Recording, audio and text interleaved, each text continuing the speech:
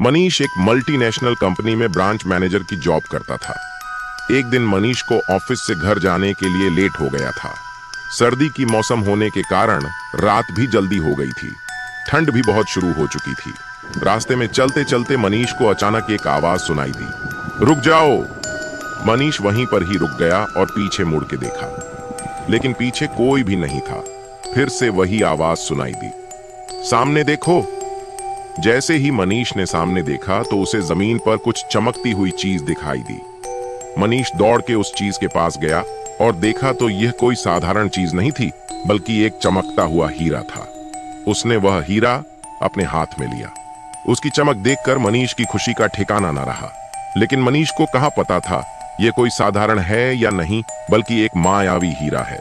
अचानक उस हीरे में से आवाज आई, अगर तुम्हें और हीरे चाहिए तो इस जमीन को खोदो। इस जमीन के नीचे बहुत सारे हीरे हैं। मनीष खुश हो गया और उस हीरे को अपनी जेब में डाला और जमीन खोदना शुरू किया। करीबन 2 फीट खोदने के बाद अचानक मनीष डर के मारे चिल्लाने लगा, जिसके कारण उसका संतुलन खो गया और जमीन पर गिर पड़ा, क्योंकि उस गड्ढे में से हीरे मोती नहीं बल्कि किसी इंसान का कटा हुआ सर मिला। अचानक वह सर हवा में उड़ने लगा और बोला, डरो मत, मैं तुम्हें कोई नुकसान नहीं करूंगा। मैं तुम्हें बहुत सारे हीरे जवाहरात भी दूंगा। बस मेरी बात ध्यान से सुनो, मैं जहां जाता हूं वहां मेरे पीछे आओ। फिर वह सिर हवा में उड़ा और जंगल की ओर बढ़ने लगा। करीबन 1 किलोमीटर चलने के बाद वह सिर रुक गया। मनीष भी रुक गया। फिर उस सिर ने मनीष से कहा, इस जमीन के भीतर बहुत सारे हीरे मोती और खजाना छुपा हुआ है। इस जमीन पे खोदने का काम शुरू करो। मनीष खुश हो गया और उस जमीन को खोदना शुरू कर दिया। खोदते खोदते उस जमीन के नीचे हीरा मोती तो नहीं मिले, बल्कि उस सिर का कटा हुआ धड़ मिला। उस सिर ने कहा, अब तुम्हें एक आखिरी काम करना है, उसके बाद मैं तुम्हें मालामाल कर दूंगा। तुम्हें कहीं से भी 1 लोटा खून लाना होगा।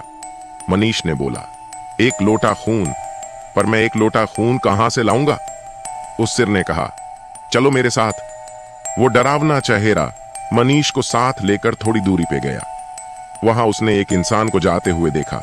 वो सिर बोला, उस इंसान को मारकर उसका खून ले आओ।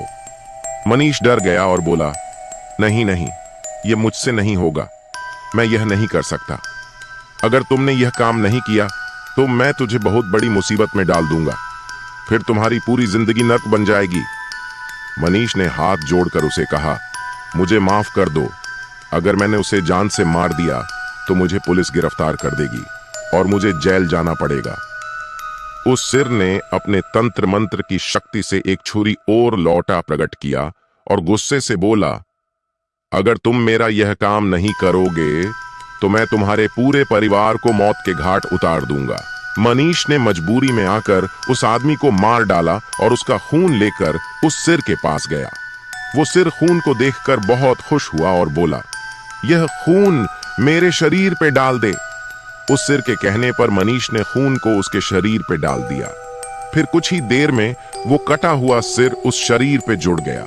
ये सब देखकर मनीष की हालत अब खराब होने लगी। वो उस भूत को देखकर काफी डर गया।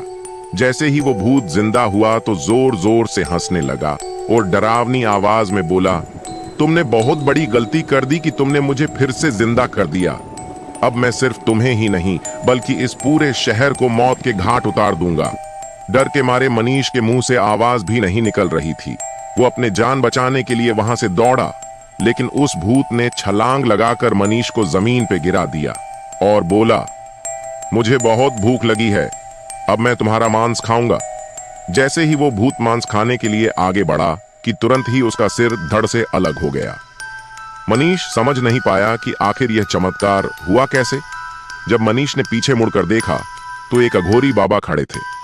उस अघोरी बाबा ने कहा, जब तुम उस आदमी को मारकर उसका खून ले जा रहे थे तभी मैंने देख लिया था और समझ गया कि कुछ तो बुरा होने वाला है, इसीलिए मैं तुम्हारे पीछे पीछे यहां तक चला आया और मैंने अपनी मंत्र की शक्ति से उस भूत को फिर से मार दिया।